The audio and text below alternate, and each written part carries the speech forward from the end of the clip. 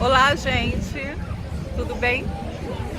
Hoje nós estamos aqui com o Eduardo Marinho, o nosso artista de rua.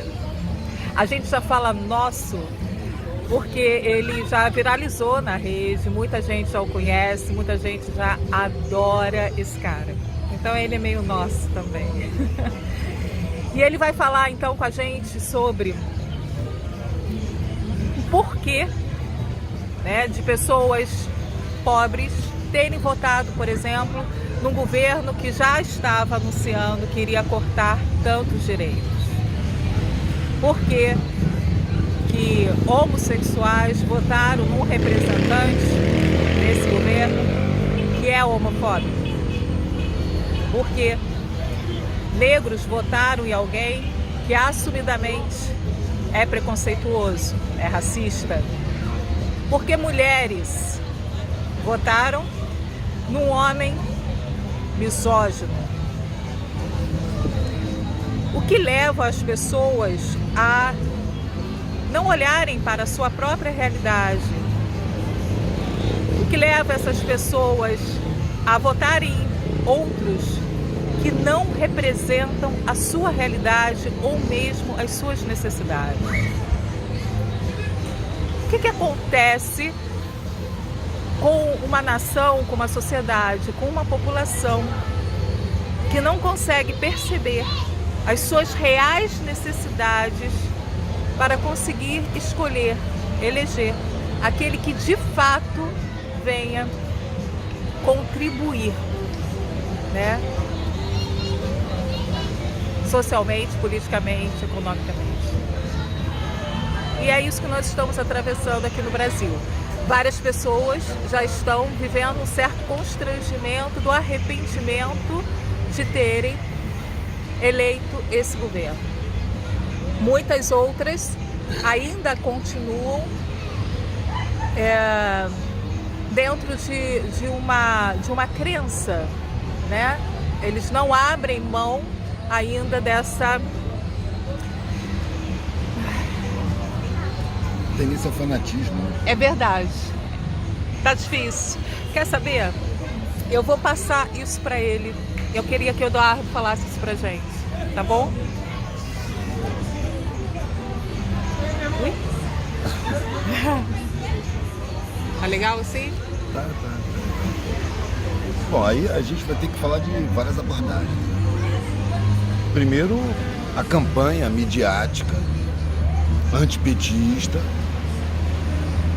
Eu não voto, né? Eu não sou petista, nunca fui partidário, nunca. Apesar de ter trabalhado em campanha, até 89 eu trabalhei na campanha. Mas eu percebi que é uma farsa, que não tem política de verdade. É uma farsa, o controle é financeiro, é banqueiro, empresarial. A gente vai voltar lá em 64. O que o João Goulart estava fazendo? Ele fez o Plano Nacional de Alfabetização, que o objetivo era exterminar o analfabetismo no Brasil, no território nacional. Exterminar o analfabetismo, acabar com a potencial ignorância, dar liberdade das pessoas aprenderem a ler e começarem a estudar a realidade, a pensar criticamente. Foi o Plano Nacional de Alfabetização, que foi feito um programa piloto com Paulo Freire, à toa que chamaram ele de energúmeno. Paulo Freire fez um programa, um método de ensino que foi aplicado em Angicos, a localidade onde mataram o Lampião. E não foi por isso, foi porque ali era o município mais pobre do Brasil. O menor índice de desenvolvimento era em Angicos. O maior índice de analfabetismo do Brasil era em Angicos. E o cara foi lá com professores vocacionados, todo mundo apaixonado pelo método. Em 40 horas de aula, ele alfabetizou 300 lavradores adultos. 40 horas de aula, usando palavras do dia a dia, e inclusive questionando a própria realidade que eles viviam. E isso lá, naquela época, já era chamado de a praga comunista pelos fazendeiros da região. Então tem uma praga comunista lá em Angicos. Por quê? Porque estava dando condição das pessoas exploradas de pensar, de refletir, de questionar a sua situação. Mas deu certo, foi em 61, e o Paulo Freire foi chamado para dirigir o Plano Nacional de Alfabetização. Por isso e por alguns outros motivos, como a reforma agrária, o apoio ao sindicalismo, ele foi derrubado. Foi derrubado porque estava criando condições de empoderar a população. E a população tem que ser escravizada na visão dos dominantes. Então ele foi derrubado. E imediatamente os militares colocaram todo mundo ligado ao Plano Nacional de Alfabetização na lista de terroristas, de procurados.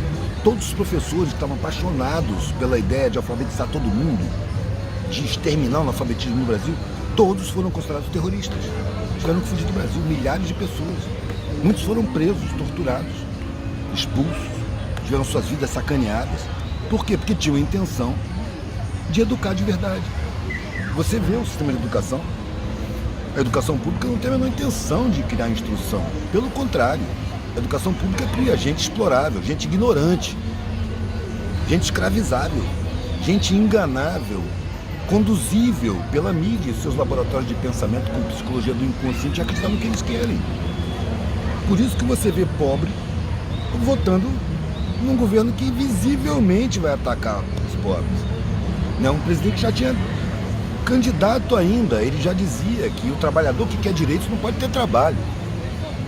Exato. Se quiser ter trabalho, não pode ter direitos. Foi isso. Você já vê a índole do cara. É. E as pessoas não têm condição de interpretar isso. Porque uma das coisas que os militares fizeram logo em 64 foi cortar os reajustes do salário. Era uma época de inflação galopante. Os professores públicos simplesmente tiveram seus salários congelados.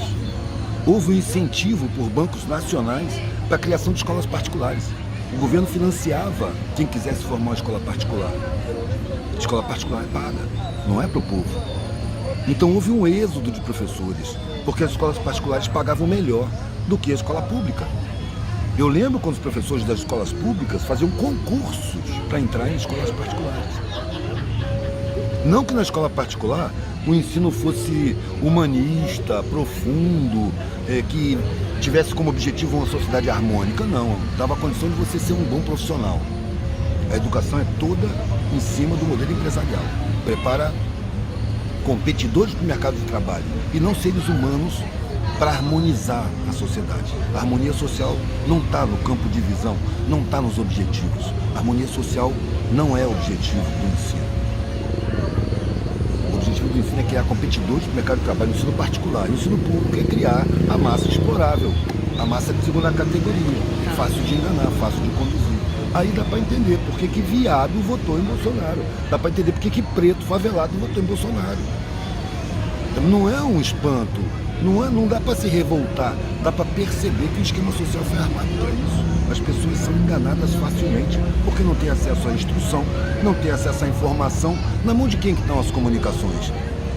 De mídias empresariais. O modelo empresarial interessa a elas e não o modelo humanista. O modelo de sociedade que a gente vive não tem o ser humano como centro de importância. Tem os interesses empresariais como centro de importância. O ser humano está em segundo plano. É uma sociedade patrimonial, ainda não chegou a ser humano. Nós estamos trabalhando para ela se humanizar há milênios. Há milênios. Estamos tentando humanizar a sociedade. Mas quem está no controle não quer que a sociedade se humanize e faz tudo para impedir. Como é que são tratados aqueles políticos que se dedicaram a melhorar o ensino público? Olha o que fizeram com o Brizola. Ele era odiado pela mídia empresarial. Ele era odiado por quê? Porque ele colocava pobre numa escola que tinha plano de carreira. Ele privilegiava professores vocacionados. Ele queria ensino de verdade. Ele declarou isso várias vezes, tem vídeos aí. Que a prioridade 1 de uma nação é a educação das crianças. E o que a gente tem no Brasil? A gente tem uma farsa, não tem educação. É preciso manter a ignorância. É preciso manter a desinformação. Porque se os pobres entendem o que está acontecendo, eles vão perceber que eles são a base da sociedade. O trabalho mais imprescindível da sociedade não é o pós-graduado, é o trabalho braçal. Sem o trabalho braçal, o pós-graduado não mora, não se veste, não come. Porque quem colhe, quem planta, colhe, traz, é pobre. Quem costura as roupas, todas as roupas, é pobre. Quem bota asfalto, quem bota as paredes, quem constrói prédios, universidades, escolas, hospitais, mansões, casas, favelas, é tudo pobre. A sociedade depende diretamente do trabalho braçal. Então é preciso manter essas pessoas inconscientes do seu valor. Por isso que a gente vê as pessoas mais fortes se sentindo as mais fracas. É um trabalho de indução, usando conhecimento universitário de psicologia do inconsciente. Eles se aprofundam no estudo para dominar. A universidade não está aí para servir a coletividade, está aí para servir interesses empresariais. Por que o médico nem olha na sua cara? A primeira coisa que ele faz é mandar você para as máquinas te examinar. Quando eu era moleque, o médico apertava debaixo do braço, médico particular. Batia no joelho, escutava, botava estetoscópio, fazia o exame completo. Hoje o médico nem te toca, ele manda você para as máquinas, porque isso tem custo, isso dá grana para a indústria médica. Te receita logo um monte de remédio, placebos e vitaminas, independente de você precisar ou não. Porque ele foi treinado, foi adestrado nas universidades por laboratórios farmacêuticos. Ele tem medo do ser humano. Ele não tem vocação. Um dos requisitos fundamentais para você fazer medicina, uma profissão tão sagrada, é o amor irrestrito pelo ser humano. Bezerra de Menezes dizia que uma pessoa que não tem condição de tirar a cabeça do travesseiro no momento em que acabou de encostar, ou de largar um prato de comida na primeira garfada, não tem condição de se dedicar à medicina. Porque a medicina se destina a trabalhar com o sofrimento humano, e esse sofrimento é prioridade, é um sacerdócio. O que os médicos querem hoje? Grana. Então não tem amor pelo ser humano, tem desprezo. Quem é que faz medicina? Gente com grana. O curso de medicina é caríssimo. E o rico, ele tem um processo psicológico que, se ele considerar os empregados dele como seres iguais a ele em humanidade, ele vai se sentir injusto. Então ele precisa, como defesa psicológica, achar que são pessoas inferiores, porque ele jamais aceitaria aquele salário que ele está pagando. Então ele precisa ter na cabeça dele que são pessoas inferiores. Aí ele faz medicina. Quando ele vai trabalhar no hospital público, todo mundo tem cara de empregado dele, porque é todo mundo pobre. Ele tem medo dessas pessoas. Ele não toca nessas pessoas. E se tiver que tocar, ele passa álcool gel nas mãos. Porque ele sabe que são pessoas que resistem a bactérias que ele não resiste. Há uma distância criada aí, e é artificial. É intencional. É a mesma distância criada da academia para os servidores da academia. Inclusive foi por isso que caiu o governo passado. Porque tinha um punhado de pobre entrando na universidade e não era para varrer o chão, era para estudar, e já estavam dando aula. Isso é uma heresia. E não era um programa de Estado, eram migalhas. Porque esse governo anterior estava a serviço dos bancos do mesmo jeito, ou não teria nem chegado lá. Eu trabalhei na campanha do Lula em 89, eu trabalhei para 7 partidos, era outro Lula, eu estive perto dele, ouvindo ele falar. Era outro Lula. Parei de votar ali, 89 foi o último mês que eu votei, porque eu percebi que é uma farsa. Mas ainda trabalhei na campanha dele em 92 e depois em 98, se não me engano, trabalhei de novo, produzindo material de campanha, mas sem votar, só para dar uma força. E aí na terceira vez eu falava que já não era mais o Lula. Eu falei, não, o Lula foi sequestrado, isso que está aí é um clone, cara. Foi se adaptando, porque ele viu que com as ideias que ele tinha, com as vontades que ele tinha, com a visão que ele tinha de que a sociedade era dominada por banqueiros, que a dívida pública é um absurdo que tem que ser dissecado para revelar que falcatrua é essa, que toma metade do orçamento nacional. Ele viu que se ele mantivesse as propostas que ele tinha, ele não seria eleito. Ele percebeu que o esquema não deixaria isso. E aí, o que aconteceu? Ele deixou o projeto político coletivo de lado e passou para um projeto pessoal. Ele era um vendedor de amendoim que queria chegar à presidência. É a história dele. E aí, o que ele tem que fazer para chegar à presidência? Compor com o poder verdadeiro, que não é o poder público, é o poder do mercado financeiro. E quando eu vi ele ser abraçado pelo presidente do FMI, se abraçar com Antônio Carlos Magalhães, se abraçar com Sarney, aí eu já vi que o governo dele ia ser um governo vendido, rendido. O que aconteceu foi que ele, por ter sido pobre, ele tem aquela solidariedade de favela. Então ele servia os patrões, mas jogava umas migalhinhas para os escravos, botava uma serragem onde tinha umidade, deixava alguns poucos para o patrão não ficar vendo, né, para o patrão perceber pouco. Uns poucos vão estudar. Não sei se consciente ou inconscientemente, ele estava investindo num futuro. Porque as pessoas que entram na universidade, ao contrário do que pensa a classe média, as pessoas que vêm de favela e entram na universidade, elas não querem mudar de classe, Elas querem trazer aquele conhecimento para a galera. Então se estabeleceu uma ponte. Pela primeira vez, na universidade tinha vivência de base, vivência periférica, uma experiência que os acadêmicos nem acreditam que existe. E ao mesmo tempo tinha conhecimento acadêmico chegando na periferia através dessas figuras. Uma coisa que nunca tinha acontecido. Quando o conhecimento acadêmico chegava na favela antes, chegava por gente da classe média, que não tem intimidade com favela, que não chega lá para servir de conhecimento, chega lá para ensinar, já tem um patamar de prioridade. Não tem eficiência isso. Você tem que se sentir igual, você tem que se sentir devedor. Se você entrou na academia, você teve acesso a um direito comum a todos, que é negado. Então você está tendo um privilégio. E um privilégio no mundo que não tem direitos respeitados é uma grande responsabilidade coletiva. Mas você vai ser convencido de que isso é um merecimento pessoal. Você vai ser egoizado. Vai ter seu egoísmo estimulado. Não, porque eu mereci. Porque eu me esforcei. Eles não se esforçam. Como não se esforçam? Vai viver numa favela. Vai ver se não se esforçam. Pega um pós-doutorado aí, bota dentro de uma favela, vive aí, mano. Ele não aguenta. Não aguenta, ele não sabe. Ele vai ter que pedir ajuda. Ele vai quebrar o pedestal de vidro dele. Porque é isso que acontece. A academia coloca as pessoas num pedestal de vidro. Elas ficam ali morrendo de medo e achando que elas é que têm a solução para as coisas. Não tem. Elas não percebem nem a própria roupa costurada por pobre. Não sabem que a barriga dela está cheia por causa do trabalho de pobre. Não sabe que a cama que ela está dormindo foi feita por pobre. Não leva em conta. Não leva em conta. Quando eu vejo um pobre votando a Bolsonaro, eu não tenho raiva dele. Eu tenho raiva do sistema social que impediu essa pessoa de ter senso crítico, que roubou dessa pessoa direitos constitucionais, direitos humanos, direitos básicos, fundamentais, que é a obrigação do Estado. E se o Estado não cumpre a sua lei máxima, ele pode ser classificado como uma organização criminosa, que comete crimes contra o povo diariamente, permanentemente. O Estado, para mim, é uma coisa desmoralizada, sem moral, mentirosa, criminosa. E eu participo disso tudo. Como eu não posso mudar o mundo, eu mudei minha vida.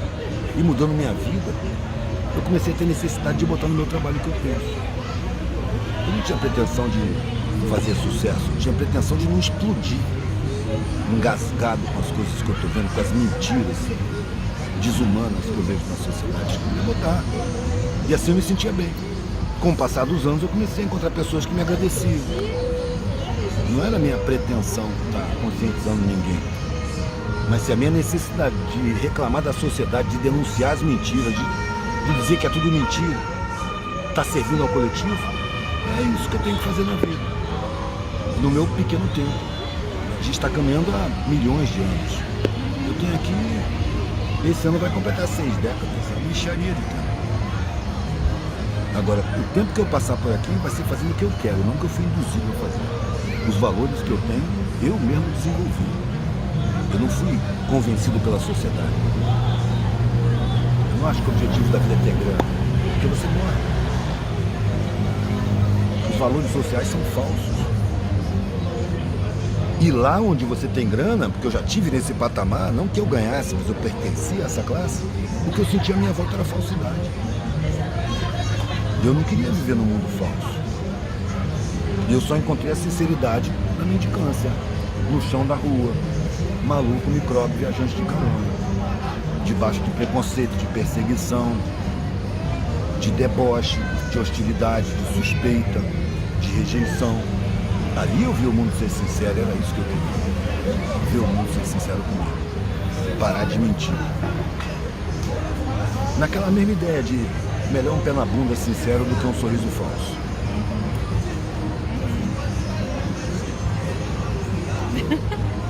Tá bom.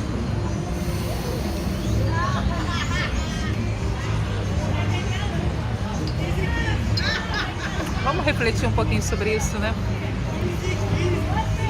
Obrigada. Obrigada.